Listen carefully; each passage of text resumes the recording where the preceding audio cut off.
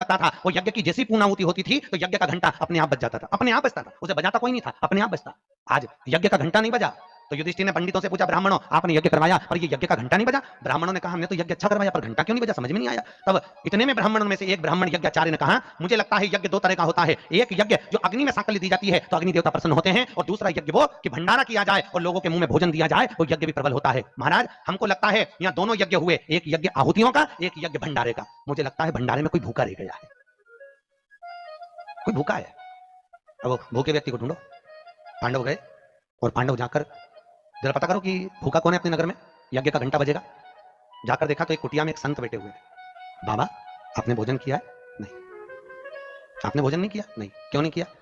मैं काय को भोजन करूं, भंडारा हो रहा, चलो भोजन करो। नहीं नहीं मैं नहीं करता। भंडारे में भोजन नहीं करोगे? नहीं। क्यों नहीं करोगे? मैं उसके घर में भोजन करता हूं जो मेरे को 108 अश्वमेध यज्ञ का पुण्य देता है। पांडव मेरे को 108 अश्वमेध यज्ञ का पुण्य देते, मैं उनका भोजन कर लूंगा। अब पांडवों ने सोचा अपनी जिंदगी में पहला तो अश्वमेध यज्ञ कर रहा है और 108 अश्वमेध यज्ञ तो हमने कभी जिंदगी में नहीं करे, तो हम इसको पुण्य कहां से दे बाबा को। पांडव चले गए। द्रौपदी ने पूछा कोई मिला? हाँ एक संत मिला है पर 108 अश्वमेध यज्ञ का पुण्य मांग रहा है। द्रौपदी ने कहा चलो मैं लेके आती हूँ उस बाबा को। द्रौपदी गई, रथ लाया गया। द्रौपदी ने कहा रथ में बैठकर नहीं जाऊंगी, पैदल जाऊंगी। चप्पल लाई, द्रौपदी ने कहा नग्न पैर से जाऊंगी।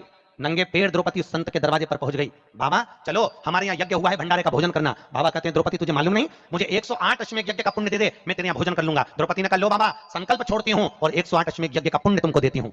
संत ने कहा द्रौपदी तेरे पति ने तो कभी पूरे यज्ञ नहीं करे, तूने कब कर लिए? द्रौपदी बोली बाबा मैंने सुना है मेरे कृष्ण के मुख से, जब कोई व्यक्ति अपने घर से निकलकर किसी संत के दरवाजे पर, किसी कथा के पंडाल में, किसी मंदिर पर, किसी तीर्थ में पैदल पैदल जाता है, जितने कदम चलकर जाता है उतने अश्वमेध यज्ञ वो अपने जीवन के कर लेता है महाराज, उतने अश्वमेध यज्ञ वो अपने जीवन के करता है। और द्रौपदी ने कहा बाबा मैं तुम्हारे दरवाजे पर चलकर आई हूं, 18,000 कदम मैं चलकर तेरे दरवाजे पर पहुंची हूं, उसमें से 108 अश्वमेध यज्ञ तुमको देती हूं। संत उठकर खड़ा हो गया, द्रौपदी के यहां गया, भोजन करा।